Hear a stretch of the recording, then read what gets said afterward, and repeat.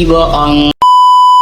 Aku hanya memikirkan satu peraturan penting. Kenapa kau lakukan hari ini kalau kau bisa melakukannya besok?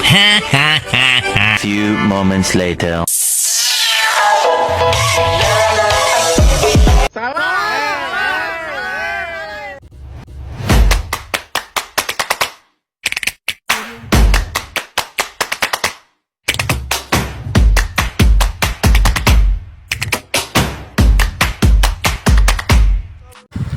Halo semuanya, Assalamualaikum warahmatullahi wabarakatuh. Sebelumnya, perkenalkan kami dari kelompok 1, program studi hukum ekonomi syariah kelas 7E. Di sini kami akan menyampaikan video edukasi untuk memenuhi tugas mata kuliah hak kekayaan intelektual yang bertemakan HKI di dunia internasional. Di sini kami beranggotakan 3 orang dengan saya sendiri, Fania Febri Maharani, dengan NIM 222111059, serta 2 rekan saya, yaitu Nizar Fazari dengan NIM 222111298 dan Yuri Kesuci Agustin dengan NIM 222111316.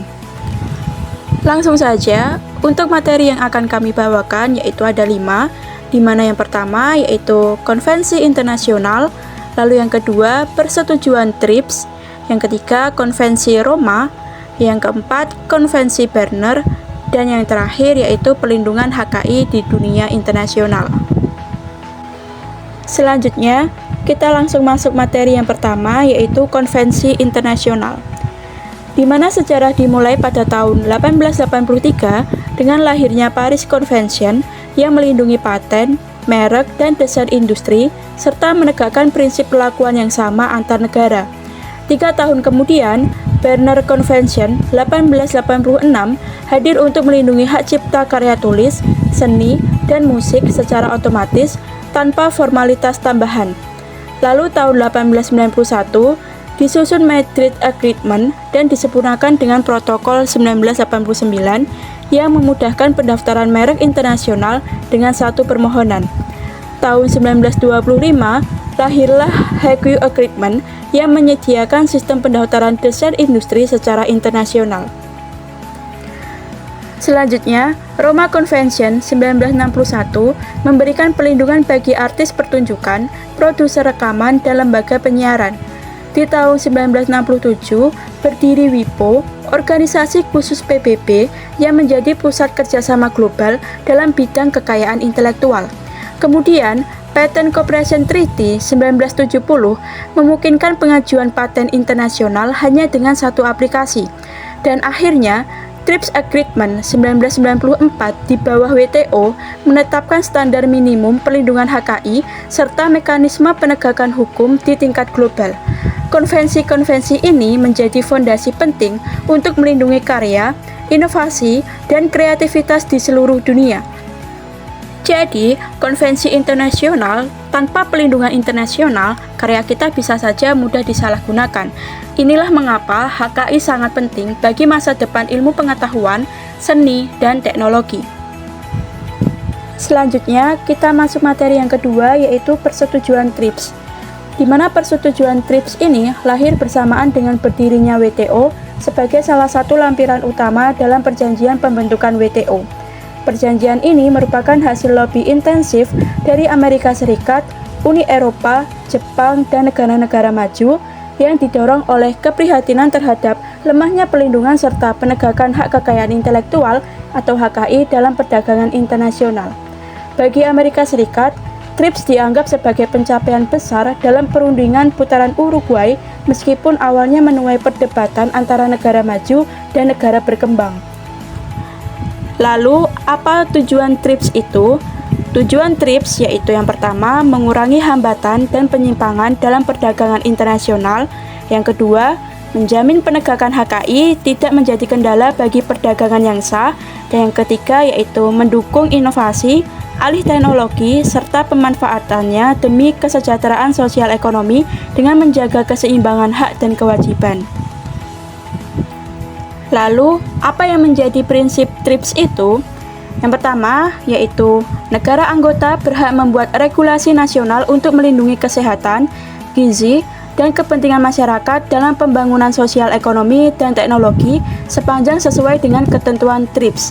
Yang kedua, negara anggota dapat mengambil langkah untuk mencegah penyalahgunaan HKI yang merugikan perdagangan atau menghambat alih teknologi internasional.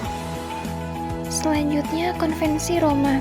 Konvensi Roma merupakan perjanjian internasional yang mengatur perlindungan hak terkait hak cipta yang ditandatangani di Roma pada tahun 1961. Fokus utamanya adalah memberikan perlindungan hukum bagi 3 kelompok pemegang hak, yaitu artis-artis pelaku performing artis seperti penyanyi, aktor, musisi, penari, produser rekaman, serta lembaga penyiaran. Konvensi ini hadir untuk memastikan hak-hak mereka tetap dihargai dan dilindungi dalam pemanfaatan karya di berbagai negara. Selanjutnya, Konvensi Berner. Konvensi Berner yang pertama kali disepakati tahun 1886 mengatur tentang perlindungan terhadap karya ilmu pengetahuan, sastra, dan seni.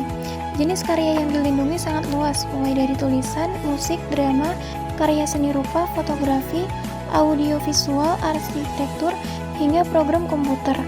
Konvensi ini mengalami beberapa revisi di Paris pada tahun 1896, di Berlin pada tahun 1908, di Roma pada tahun 1928, di Brussels pada tahun 1948, di Stockholm pada tahun 1967, dan di Paris pada tahun 1971.